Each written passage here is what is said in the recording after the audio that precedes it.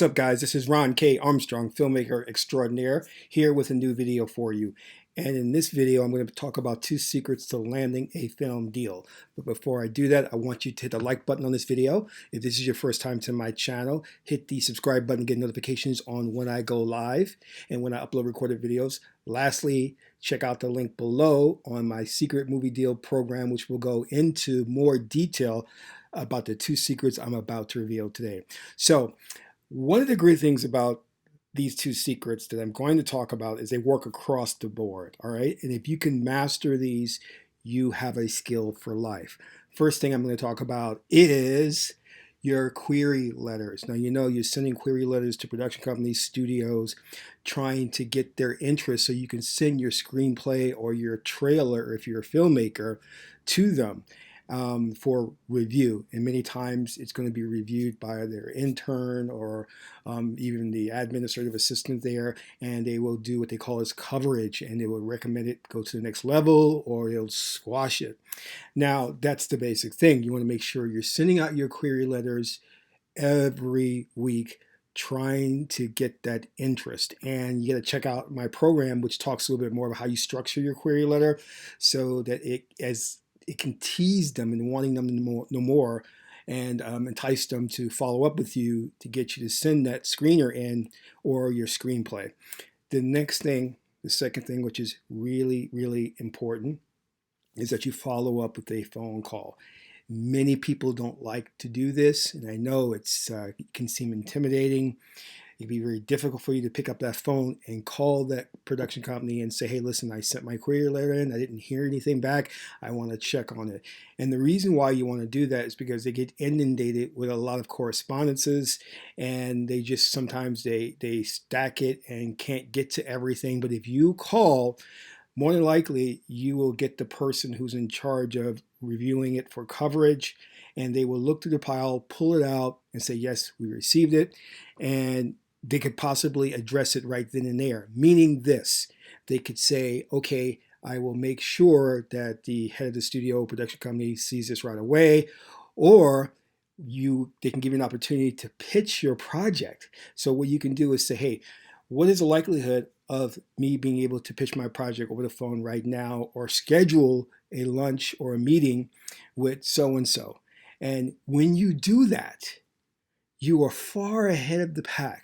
You separate yourself from all of those others who are just sending out their query letters, sitting back, waiting for a response and never get a response. And sometimes they get so many correspondences that they could be a 6-month to a year backlog, and you don't want to be waiting on that. So the idea here is to, yes, you're going to have to be like a cold call salesman, calling up these production companies, following up. And I recommend that when you send your query letter out, wait at least 2 weeks before you follow up. You don't want to follow up right away a week later. And it's especially challenging now during COVID-19 because a lot of people are working from home, but still leave a voice message on the answering machine, try to get somebody live. And the goal of this is, let me emphasize this again, you're not calling just to make sure they got your query letter, because the post office will return it to you if it's the wrong address or something like that. You're calling to try and arrange a meeting or to get them to look at your project right away and not just throw it in a pile with the others. You're calling to build a relationship with them so they know your name, know your project, all right? And what's the worst that can happen? They can say, we're not interested, I'm sorry. And most times, they will not say that they're not interested. I'm going to give you a key secret here, all right? Listen closely. This is about the language that they use. They will never tell you, oh, we're just not interested in the subject matter of your film or your teaser, trailer, or short.